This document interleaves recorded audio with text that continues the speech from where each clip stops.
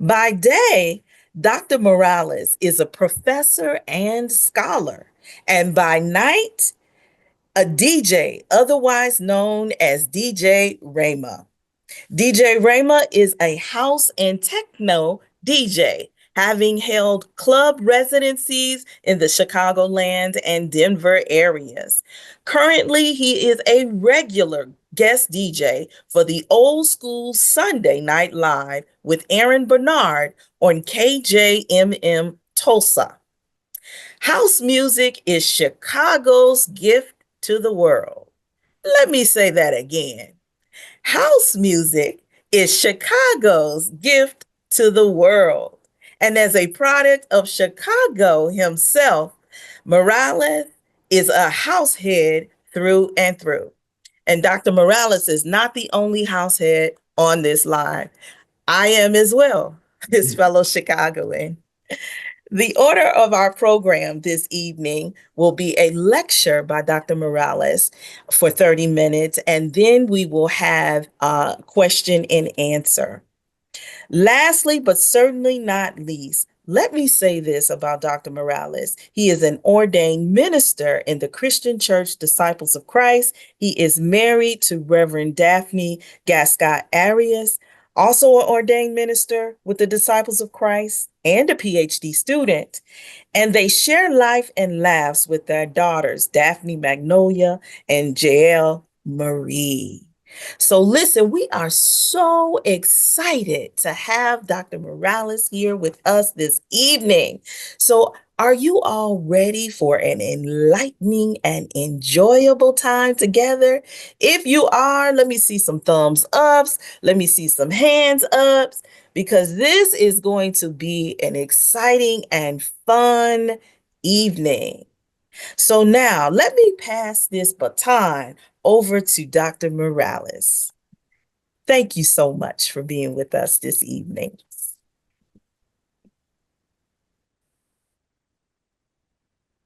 Hello, everyone. Thank you so much for welcoming me to this space. In some ways, when my wife and I were first dating, just before getting married, Daphne was a student at CTS.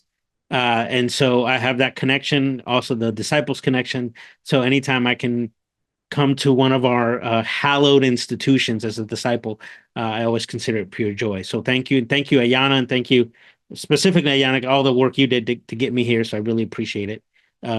Thank you. I want us to get started right away so that there's plenty of discussion at the end. This is me DJing in a place called Martini Room a long time ago, before any of this gray kicked in, before much of this fell off. But that was one of the residencies I had here in the Chicagoland area. For our itinerary for today, I'm going to show a video, and I kind of feel bad. It's about 10, 11 minutes. I timed myself doing a lecture of this and realized that it would have been like the whole time. And so I found a video that I think would be better for us. And that way, it'll kind of put us maybe on the same page to then have some theological reflections around house music. And it's a great piece, actually. It's by the folks Vox of VOX. They do a lot of great kind of informational stuff. And they do a lot of great music stuff. So if you're into that, I would encourage you to do that. So we'll start there. And then I'll talk about some historiological comments. And we'll talk about what that is. I'm drawing from the Spanish philosopher José Ortega y Gasset. And then I want to talk about, in some ways, what house music and DJing teaches me as a theologian. What is the sort of theological, not just content, but the theological method that I glean from house music. So that's the agenda for today. So I will, first of all, we'll start with this video. My computer at times is a little stuttery, and so I do apologize. I will play the video now. I did check for sound earlier, but if somebody, let me see who I can see. 1 second here.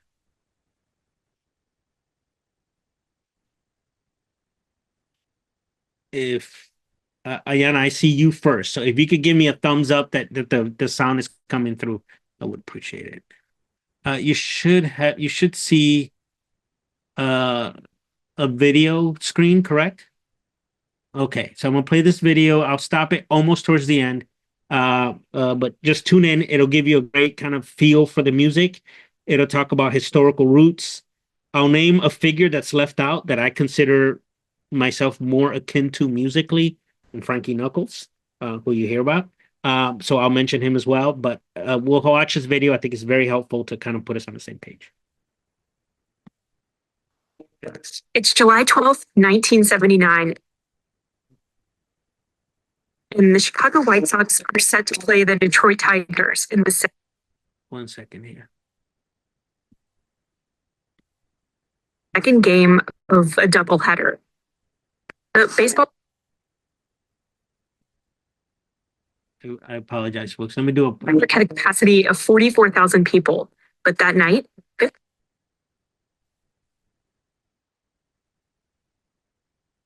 Sorry, folks. spectators. Nope. 1 second. Sorry, folks. This event is remembered not because of the game, because of what happened right before it.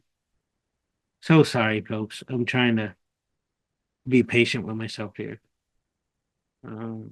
I didn't pick two. Picked one. Normal. It was 1 second here. So sorry, folks.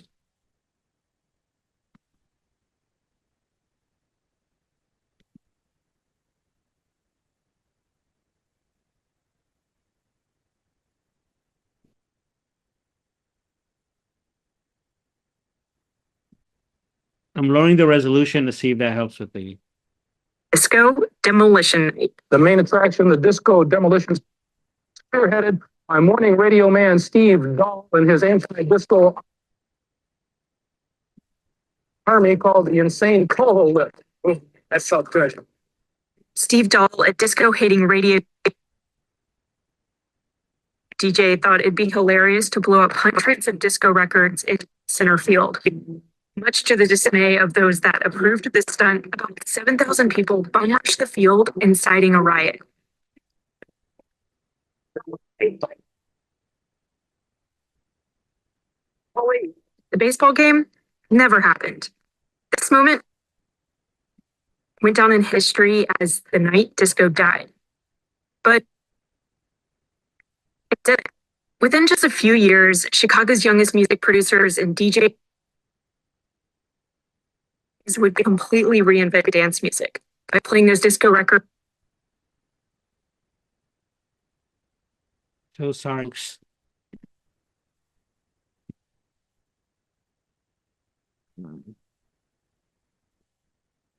Let me shut down some more things to see if that helps.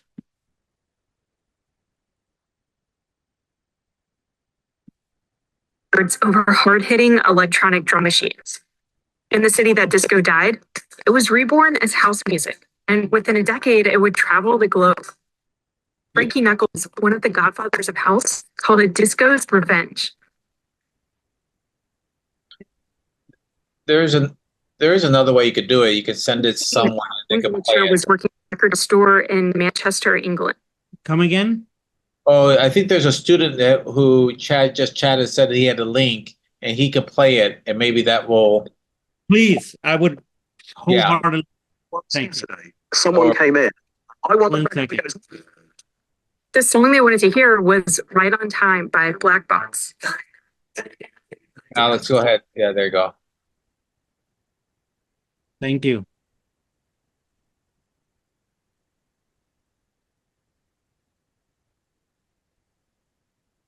No sound. Yeah, put it on. Yeah, we can't hear it yet, Alex.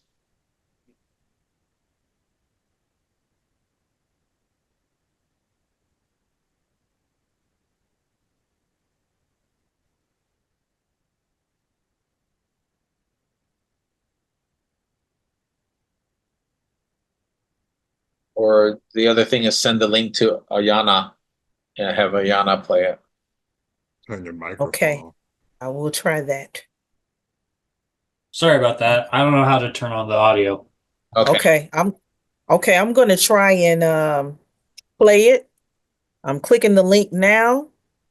Thank you. Let Apologize me for share. No, that's all right. And Reverend Ayana, Yes. as Dr. Saylor said, you have to say share with sound when you share it. Oh, thank And you that- so much. I appreciate that. Okay. And where's my link?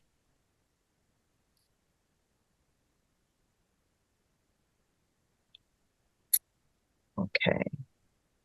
One moment.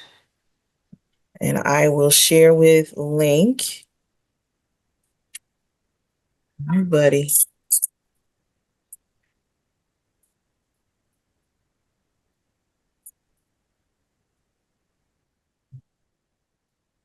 Of 44,000 people, but that night, Can you hear it? 55,000 spectators showed up. This event is remembered not because of the game, but because of what happened right before it. It was Disco Demolition Night. The main attraction, can't the see disco it. Okay. demolition, spearheaded by morning radio man Steve Dahl and his anti-disco army called the Insane Coho Lift. Oh, that felt good. Steve Dahl, a disco-hating radio DJ, thought it'd be hilarious to blow up hundreds of disco records in center field. Much to the dismay of those that approved this stunt, about 7,000 people bum-rushed the field, inciting a riot. Many of the fans are scattering off the field now when they fight the police. The baseball game never happened. This moment went down in history as the night disco died. And you see? But it didn't. Within just a few years, Chicago's youngest music producers and DJs would completely reinvent dance music by playing those disco records over hard-hitting electronic drum machines. In the city that disco... Thank you. I can take care of this, okay? Okay.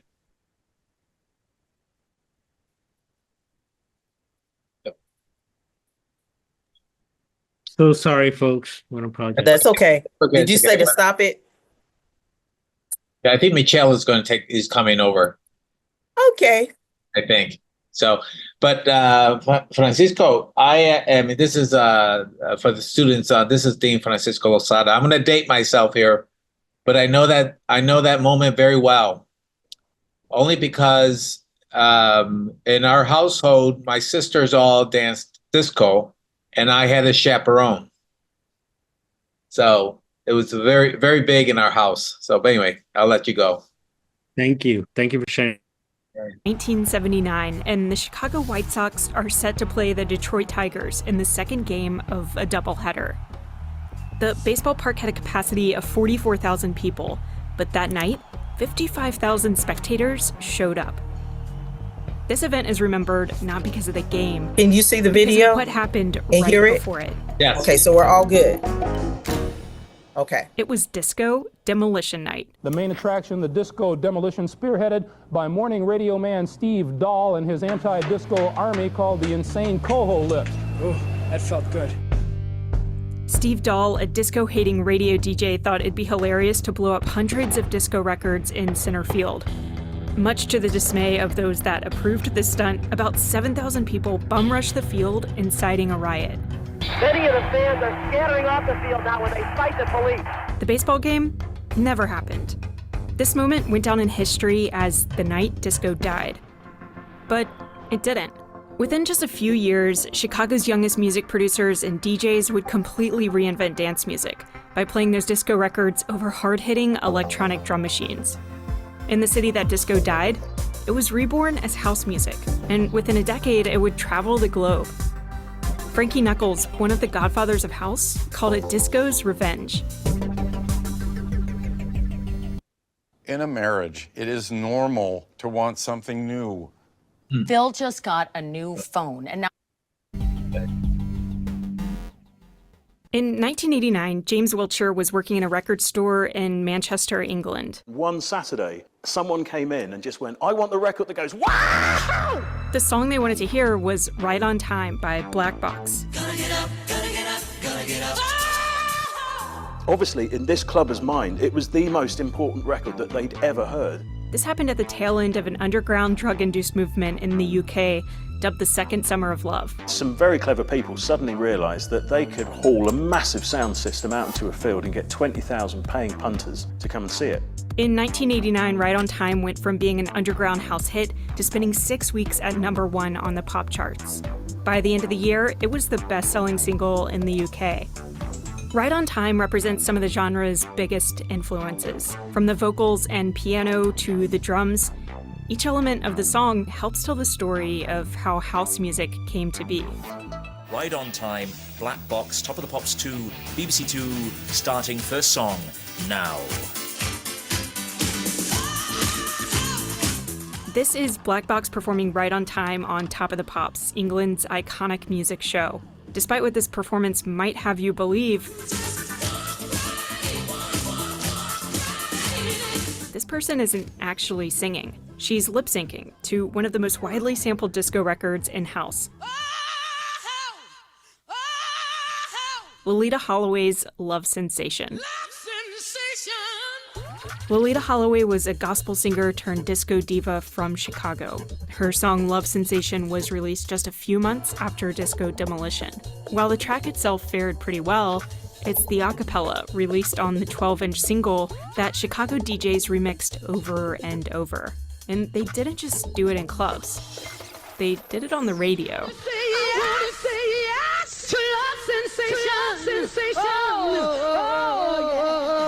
WBMX is a Chicago radio station that was home to a legendary group of DJs called the Hot Mix 5. The Hot Mix 5 on WBMX, Chicago's #1 dance party. Here's another Hot Mix on the 102.7 FM. These DJs played a pivotal role in popularizing house music. From Ralphie Rosario, This is Ralphie Rosario of Audio Talent Record Pool, to Farley Jackmaster Funk. With Farley Jackmaster Funk on 102.7 FM. Through the 1980s, the Hot Mix 5 went from remixing disco records live on the air to playing original house music tracks that Chicago DJs produced. It's estimated that 1 million people in Chicago tuned into their show every Saturday night. Fans would record these programs on cassettes and share them around the world. That process is literally how I'm able to share this recording of Farley Keith remixing Love Sensation in 1984.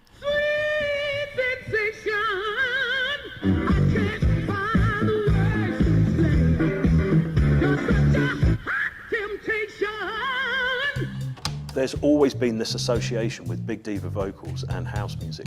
So it's of no surprise to me that people went for some of the most powerful vocal samples that had come from the disco era, started chopping them out and piecing them back together. By some estimates, Love Sensation was sampled nearly 300 times. And while DJs in Chicago likely started that trend, it was Right on Time that made Loleatta's voice a house music staple.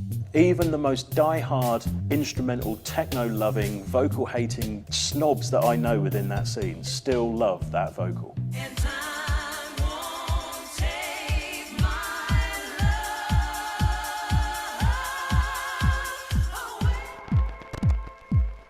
What you're listening to is the kick drum of the Roland TR-909. If there's a defining instrument in house music, it's this drum machine. It's a big, chunky, beige box with proper 80s livery all over it. You've got 16 buttons at the bottom, a series of controls for all of the actual different drum sounds. The 909 was invented in 1983 by Iketaro Kakahashi, the founder of Roland Corporation. This man gave us, probably by accident, machines that caused nothing but a revolution. The 909, or the 9 as lovers of it like to call it, is the successor to the 808. You probably know the 808 as the drum machine that powers hip-hop. Kakahashi invented that too. Both used analog synthesis to generate sound, but the 909 was unique in that its cymbals and hi-hats were samples of real drums. There's something in especially the open hi-hat that just whips the dance floor into a frenzy straight away. I mean, a kick is one thing, but it's really that certain you're like, yeah, that's a track. As much as the 909 is really iconic today, back in 1984, it was deemed a commercial failure. Only 10,000 units were actually made. When the producers were wanting to create this new type of electronic music in Chicago, most of them were broke, so they just went to the pawn shops to see what was available. And the one thing that was nearly always available was the poor 909 because it just hadn't sold very well. But it just so happened to have that particular perfect storm of the massive kick drum the belting clap, the snare drum that you can do fantastic little rolls on, and those sloshy 4 or 5-bit cymbals and hi-hats. That punchy sound of the 909 quickly permeated through Chicago and even Detroit, where bedroom producers were taking inspiration from house music and developing a genre called techno. You can think of Larry Heard, Can You Feel It? You can think of Derek May, Strings Alive. You can hear it in Jack Your Body, the first Chicago house music song to reach #1 in the UK.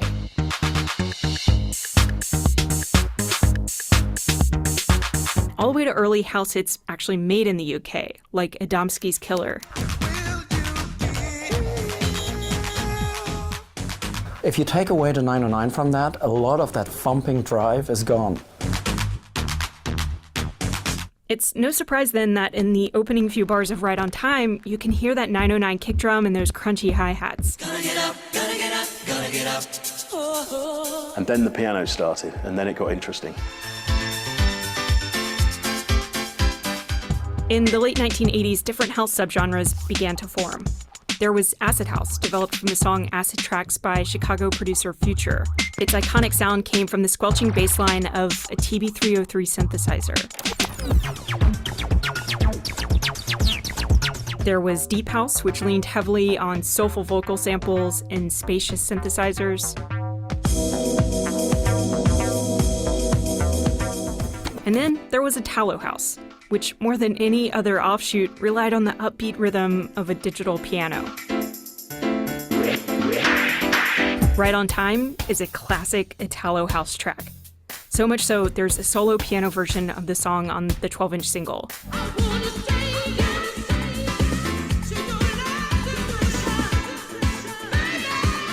The Italians really knew how to do this mixture of great big pianos, and you add that kind of oversung diva element into that, and it became a staple. In 1986, 3 years before Right on Time, Chicago's Marshall Jefferson released Move Your Body, dubbed the house music anthem. It's this song that helped establish how future house tracks would incorporate piano riffs. The way pianos are used in house music is very much almost as a powerful rhythmic guitar. Listen to the piano in Right on Time next to Move Your Body, and you'll immediately hear the similarities in rhythm.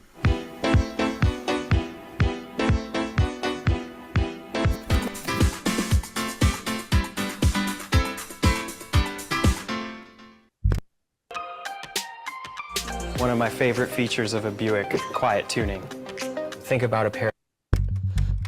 The musical exchange between Italy and Chicago might seem like a one-way street. Italo house and Right on Time in particular would not have existed without the innovations of Chicago artists. And that was met with a lot of controversy. Lolita Holloway's vocal in Right on Time wasn't properly cleared when the song was released, nor was she initially credited for it. But if we rewind back to Chicago in the early 1980s, right after disco demolition, an unlikely genre of music was taking off: Italo disco. Italian disco had a massive effect on the early house producers because they effectively had this going before house music had really come to the fore and was really the new sound within clubs. Just like house, the sound of Italo disco is driven by drum machines and synthesizers, and it's this genre that forms the link between Lolita Holloway's disco and house music.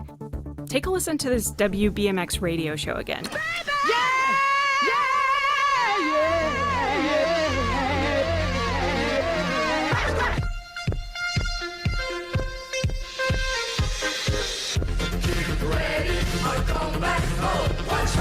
That was that Lolita Holloway a cappella you heard earlier, transitioning seamlessly into Shame, You Were the Big Sensation, an Italo disco record. Go through any Chicago house DJ set in the 1980s, and you'll see them littered with Italo disco records. And that influenced what those DJs would go on to produce.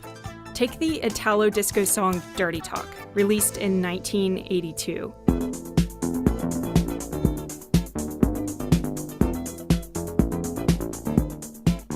That opening bass line and arpeggiated synth is mirrored in a lot of house tracks, including the 1986 classic Your Love by Frankie Knuckles and Jamie Principle.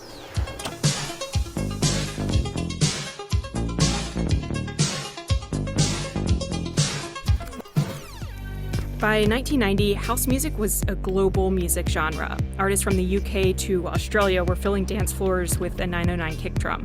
And that was almost inevitable. From its inception in Chicago, house music was always a cross-cultural phenomenon. What happened when Ride on Time came forward is that you had the kind of perfect storm of a great big monster club sound with a vocal that A, a load of people already knew, and B, sounded powerful. You could almost put it as an actual pivotal point in house music and say from that point it all just blew wide open. Okay, that's there.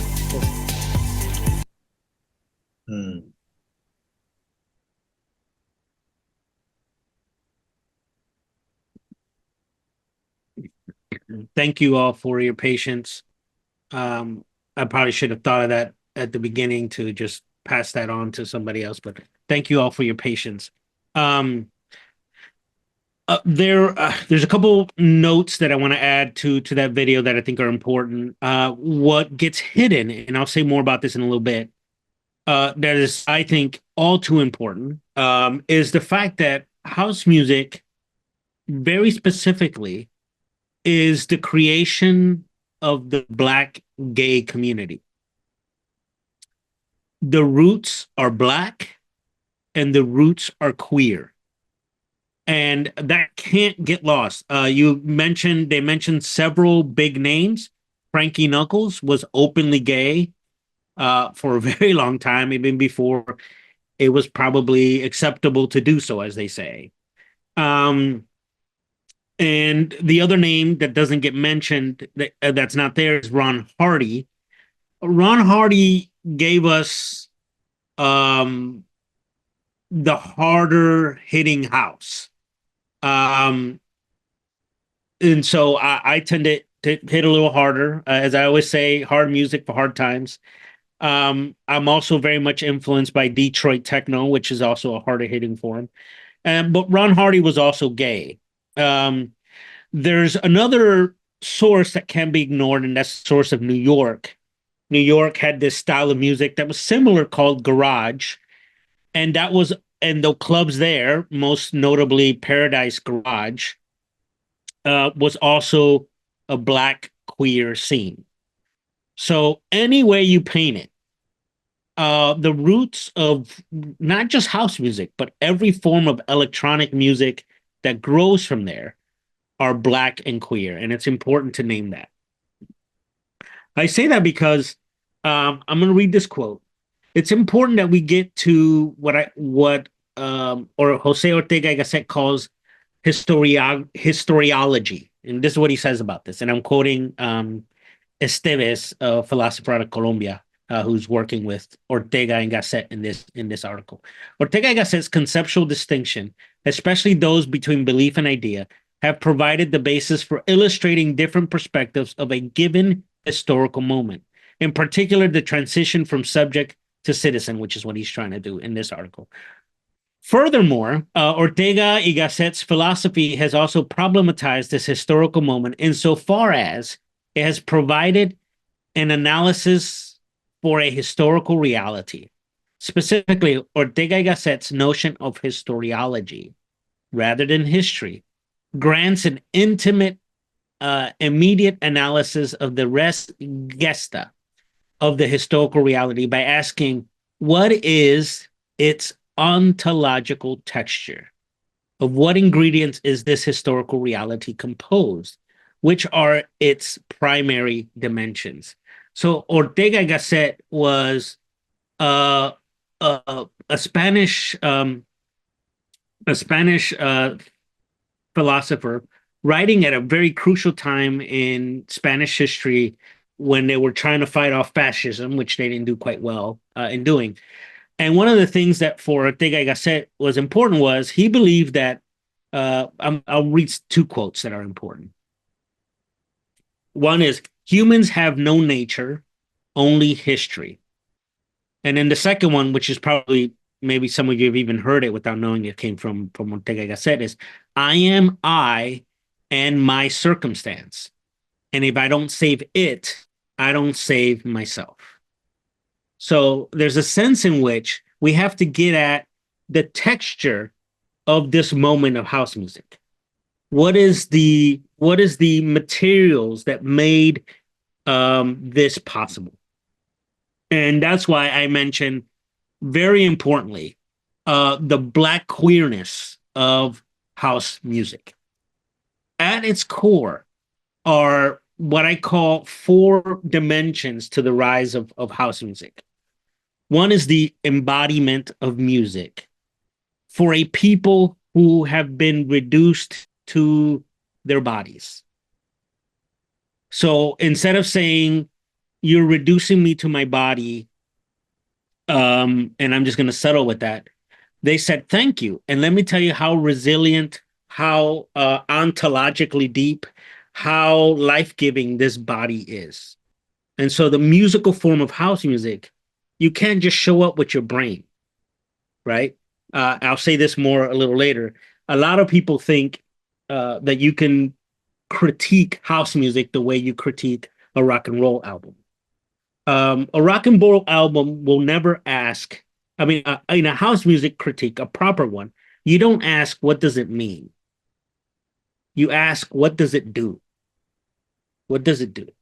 There's a sort of, the house music is not intended for you to like write a critical English essay. Rather, it is for you to be attuned to your own body to see how your body reacts to this. And so people who've been reduced to embodiment empower that embodiment through music. Connected with this, the first is the embodiment of music. The second one is the musicality of resistance.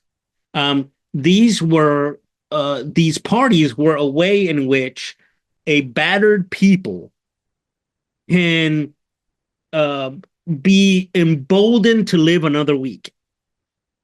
And it was through this music that they found a community and an embrace that you would not find outside of these places. So I talk about the musicality of resistance. Then the resilient joy in the face of death. It is important to note that the rise of house music also occurs during what's called the AIDS generation. A lot of the garage parties in New York and a lot of the warehouse parties in Chicago grew out of what was called the bathhouses. And at this point, no one knew what this thing was. But they saw people dying. And in the midst of that death, they found joy. Not a joy that escaped. These folks had lives Monday or Sunday through Friday.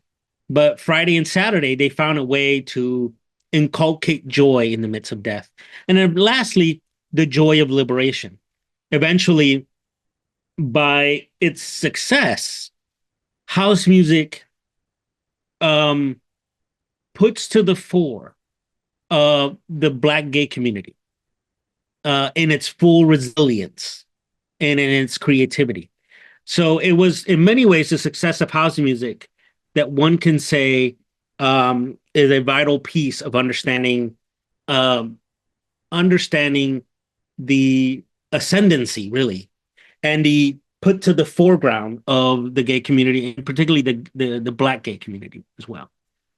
So those are, for me, the sort of ontological textures of the rise of house that I think are important.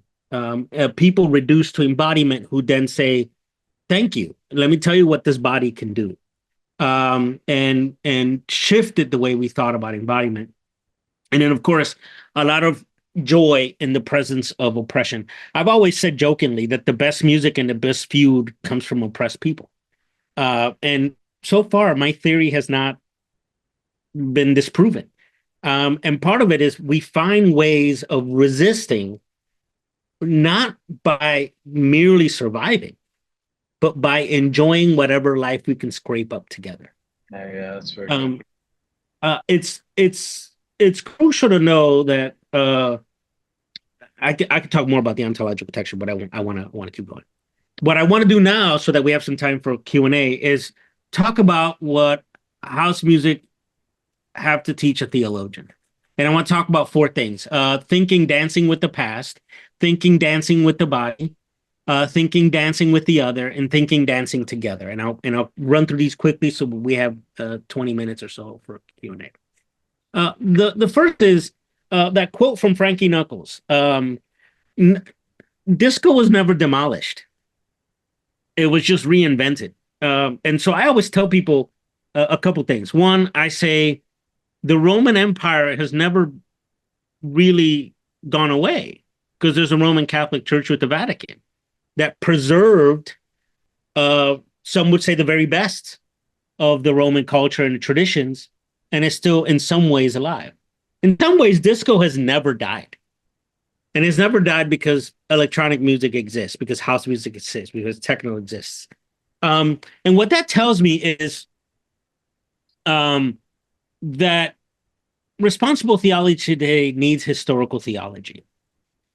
It's a fad among, and I'm going to assume most of the folks on this call tend to at least lean left in some way. It's a fad among us leftist liberal theologians to think that anything before 1959 is obsolete, with the exception of maybe Barth and Tillich. And so we see the old dead white guys, most of whom were not white. Let's just clarify that. Augustine wasn't white. Gregory of Nyssa wasn't white. We could go on. Macrina wasn't white. We could go for days. But the truth is, our past is always with us. Disco is always with house to this day. And we do ourselves a disservice when we're unaware of the ways in which the past lives with us today. Now, I'm not saying we need to give everything to the past. Here I quote the Reformed Jewish tradition that likes to say, when it comes to theological decisions today, the ancestors have a vote, but they don't have veto. They have a vote, but they don't have veto. And if you know house music, it requires that you know disco, whether you like it or not.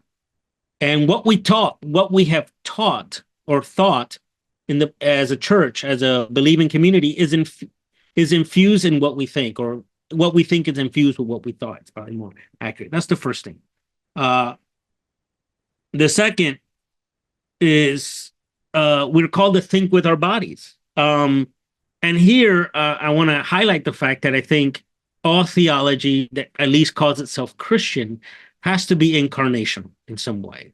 And not just with Jesus Christ. Obviously, we consider that the apex of the canonical revelation. But incarnation begins with the act of creation. And so if theology cannot be touched with our hands in some way, felt with our bodies, it's missing. It's missing what it needs. And so responsible theology today needs liberative theologies. It needs theologies that are willing to think with the body, embrace the power of the body. In the same way that these Black queer folks said, "You're going to reduce me to the body," that was your mistake, because this body is resilient and has much more to give. And here I want to give a special shout out to womanism. Womanist theology, I think, today is doing some of the best kind of theology of embodiment in the theological world. And so I want to give a shout out to womanist theology. There are others doing great work, but I absolutely want to give shout out to theology. So the first one was historical theology and the importance for doing theology today. The second one was theologies, liberative theologies, and theologies of embodiment, and what they call us in terms of incarnation. The third one is comparative theology, and this is actually my specific training. And the way I get to this is thinking about how the fact with house music, it's never about the individual songs. It's about the set as a DJ that you pull together. I can tell you there are songs that I play that I never play just to listen to them, because I need the other song to help that song be the fullest representation of itself in a given set. The set is about bringing just the right coordination of songs together so that each song pops a bit more, and so that the whole set is greater than the sum of its parts. So you can't reduce a good DJ set to these 20 songs. Is these 20 songs brought to their brilliance because of their brought together and creating something greater than the sum of its parts. Comparative theology is not thinking about another religious tradition. That's a mistake. That is comparative study of religion. Rather, comparative theology is about thinking with the religious other. So using the wisdom of the religious other to better understand one's own faith, or better yet, to invite the religious other to help you interpret your own faith. And so I've written, for example, a piece on Matthew 11. And I'm not going to go into the whole details, but in that piece, I draw from the Islamic science, as they call them, sciences, the Islamic methodology of prophetology to understand that text. The Christian tradition doesn't have prophetology. Islam does. And by gleaning the wisdom from Islam, I'm better able to interpret a Christian text. That's how a set happens. The songs interpret each other, and together they form something that's greater than the sum of its parts. And then last, to give a shout out to New York, though it breaks my heart. Chicagoans don't like doing that, but I have to be historically accurate here. This is Larry Levan, and I love this picture because Robin Williams is in the background. And you can't, I mean, that's just gold. So if you need a bigger picture there, there it is. Larry Levan was one of the masterful blenders. He was able to blend things beautifully, even at a time when the turntables didn't have speed changes. And so he would just use his finger and match the tempo from this track on this, just until he finished the blend. He was pushing with his finger, and then he would just have these beautiful blends. And so that helps me think of is the Latine theological tradition. If you ask my tocayo, the great Dr. Francisco, what is one of the markers of Latine theology, if it's not the first, it'll be the second or third. He would say teología en conjunto. Am I putting illicit words in your mouth, Dr. Lozada? Correct. It's the teología en conjunto. I mean, that's the guiding principle. Absolutely. Absolutely. We think together in conjunto. DJing is creating in conjunto. You take all these songs that aren't yours. You take all these samples that aren't yours. And with it, you create something new. And you need all these parts coming together in order to shine forth something that might speak to our circumstance today. So I think we have historical theology, we have liberation and liberative theologies, with a special shout out to womenist theologies. We have comparative theology, and last we have the Latine theology, that all responsible theology would need these things. And believe it or not, it is DJing and house music that has taught me these things. A note on my preaching: any of you who've heard me preach, some of you might, and any of you who've heard me DJ, you might see that there's a different sequential strategy with my preaching and my DJing. With preaching, I'm a student of somebody you all know very well. I am a proud student of the great Dr. Frank Thomas. Preaching a celebration is my modus operandi on the pulpit. And there's this building of suspense that by the time you get to resolution and celebration, the walls are sweating at their best, right? That you have to check the church for structural damage. When I DJ, it's the same way. I'm not going to give you, the hot heating stuff right off the bat. I'm going to work my way up in that same way. So also, just as an aside for me, the way I preach and the way I DJ have analogies that are worth exploring. So for right now, I'll stop here because I do want to give folks some time to ask questions. And so I'll stop there. That's it, I guess. Anybody have any sort of questions or comments? Thank you, Dr. Morales. Appreciate that. I see some comments in the chat. We have a question from Dean Lozada. Black, Latin, white, gay theologies were emerging at the same time as house music. Is this correct? Yeah, let me add to that, because I think I think there's some parallels here. You can see what's happening in theological studies with the emergence of agency. I don't know if they would call it embodiment, but I think your point on with womanist is exactly emerging at the same time in embodiment. But if I recall, during this period, the other underlying factor that I resonate with is that when disco was being challenged in 1979, you also had the same. Well, one is that the question of masculinity was beginning to. Yeah. It was a reaction to a different understanding of masculinity that you saw within the gay community. I think that was one. Race, of course, which was also very strong. But then you also saw the emergence of, and I'm dating myself here now. I still recall hearing this in the streets because I grew up in an urban context. Sugar Hill Gang, Rapper's Delight. You heard the emergence of the voice within the street as well. And I think how this ties into theology, at least for me, is that you're beginning to see a theology from below again. Another one, a theology from the ground, the theology from the faith of experience, and theology as resistance. I think you touched on all of this, this is for me, this is like fascinating. So it's like, I love this stuff. So I don't know much about it, but I love hearing about it. So yeah, let me add one more piece. You talked about this masculinity being challenged, and you see that with the way rock responds to disco, which is funny because it ends up doing glam rock, which one can argue. But there's a book called Last Night a DJ Saved My Life, and I have some issues with it because I think they're trying to put everything in England, and it's in Chicago, Detroit, and New York. Don't get it twisted. But one piece that they highlight is the scenes in Chicago were so gay that when straight people started coming, they took on gay personas at the club. So in the face of the Reagan be masculine, here you have this resistance telling men you could be however kind of man you want to be in here.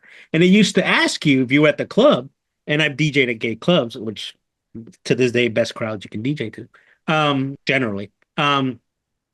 They used to ask you, are you a brother or a stepbrother? And if you said stepbrother, you were straight, but you were welcomed.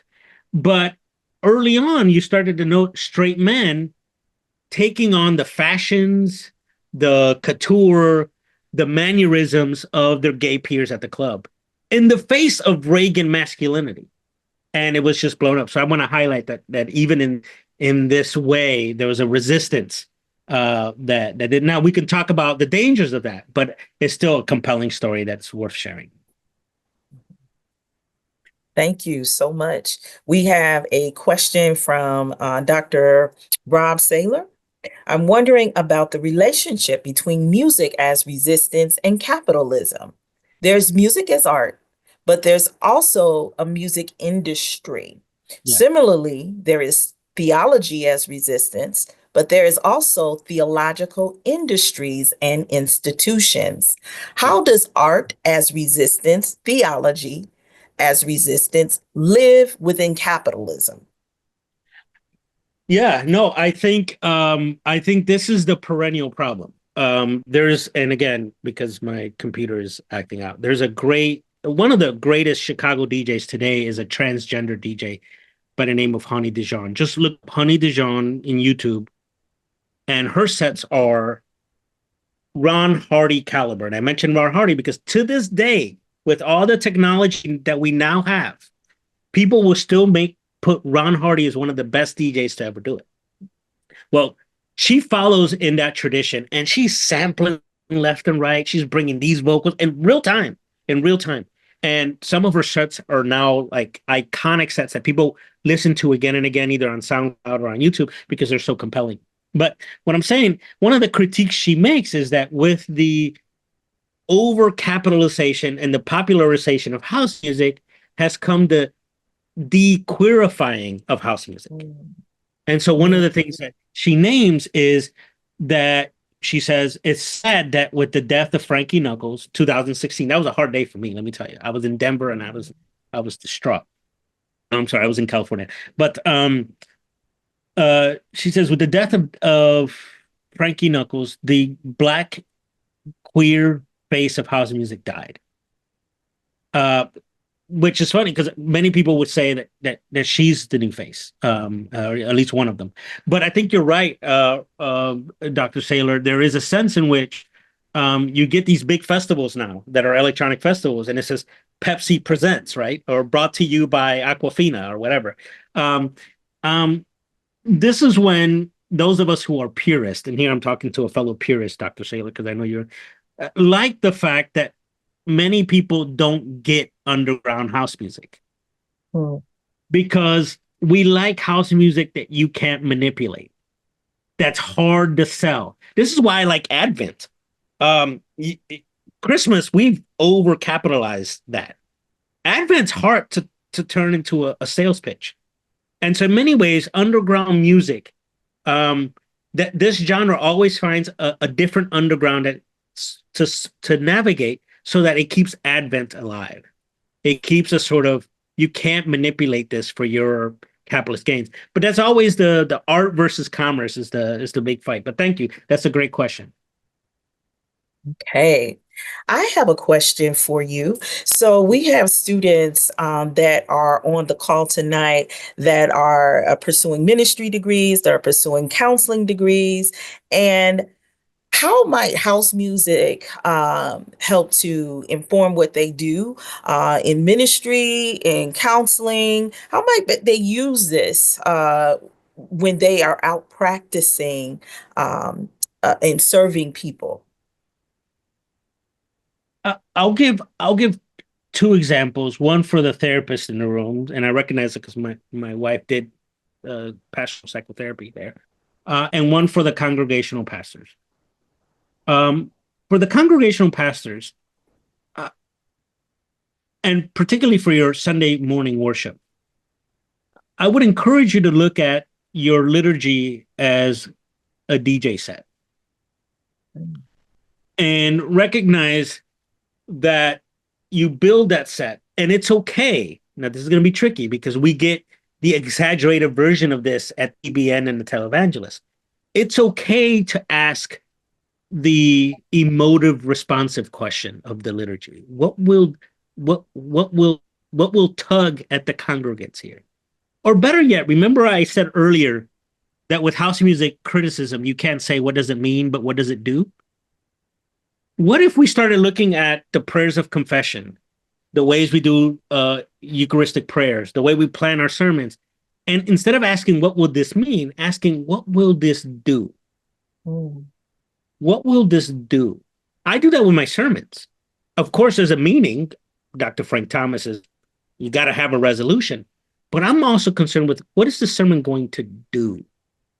Not just what is it going to mean. So for the clergy who are going to be in congregational, consider yourselves DJs and recognize the ways in which you're building a set every Sunday, and how those, this song goes great with this song, but not with this song. So that's the first thing. The second thing, with the therapist is, my theological anthropology. If I wrote one on DJ, which I might after today, I would posit that human persons are DJ sets.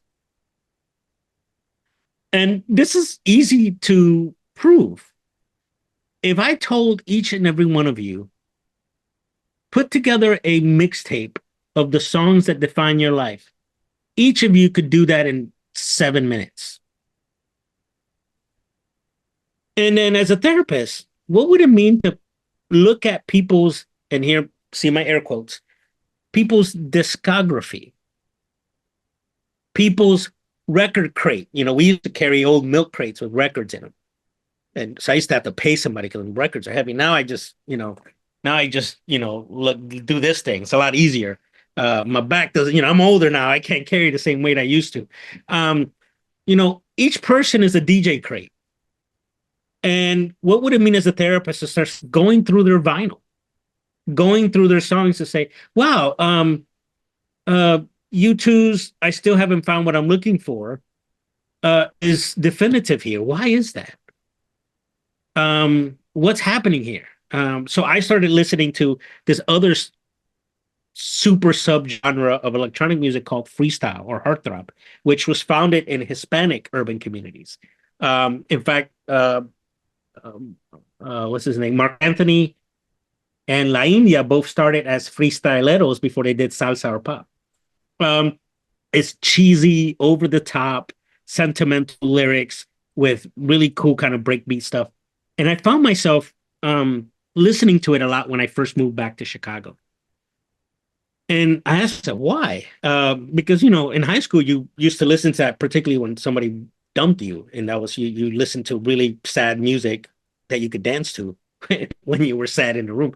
And I realized that I was playing that because when I came back to Chicago, some of the Chicago I love was no longer here. And so I needed the freestyle music or heartthrob music to just rekindle some of what was missing.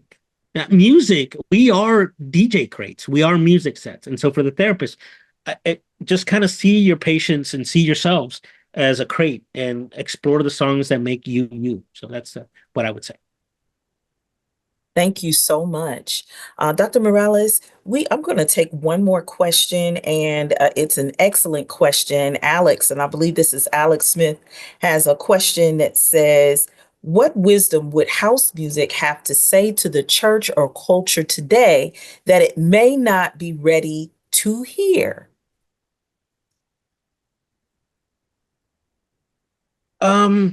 Let me piggyback on Dr. Saylor's brilliant question about commerce and art.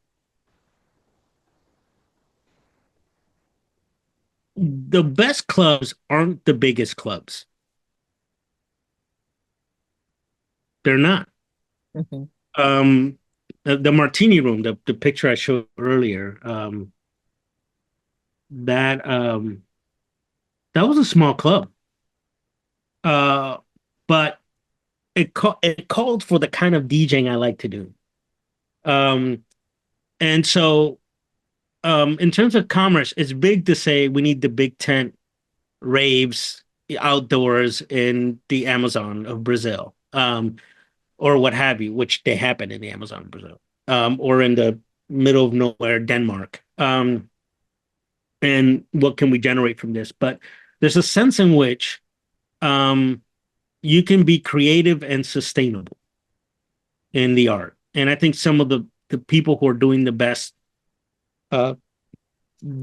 music today don't play in huge venues. But they play in good venues. So I would say the church shouldn't worry about getting bigger. Because with bigger, at least with house, you start to commercialize house because you have to afford bigger. And be okay with doing sustainable ministry that does not hamper on the creativity needed to be famous. So that's something that I would absolutely say to you. And then, of course, the other thing is the DJ. I can't just show up and say I'm gonna DJ. I depend on producers, creators who create tracks, companies that create machines that create sounds. The DJ pulls together all these resources to make something new. And I think we're at that age now where, as ministers and leaders, ministry has to be done with finding the right pieces. And sometimes it's pulling on the failure. Remember that the TR-909 was a failure. And so these broke house producers were able to find them cheap at pawn shops, and it created this whole movement. We don't have to get shiny and new. We might just need to go to a pawn shop as the church, find a used TR-909, and create the music God is calling us to create for the right kind of venue that needs to hear it. Not sacrificing creativity or hospitality, right? There's this sense of hospitality in these clubs. And so I think that that's something that could be gleaned from the house story. I hope that answers the question. Okay. Well, thank you so very much. Dr. Morales, before we end for this evening, Do you have any last comments that you'd like to say to us before we close for the evening?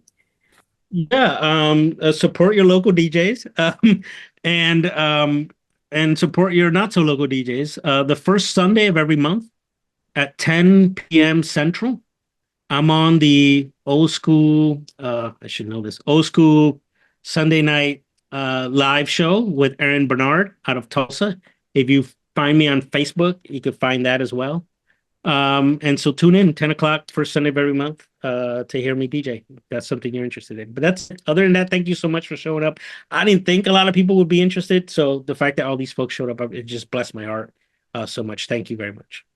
Yes, absolutely. Thank you for this wonderful, inspiring, exciting lecture on house music. We truly appreciate it. We appreciate all the effort that you put into this evening. And so thank you again. And I thank you to all of you participants who came out to hear this lecture this evening. So we're going to close for this evening, and I wish you a good night.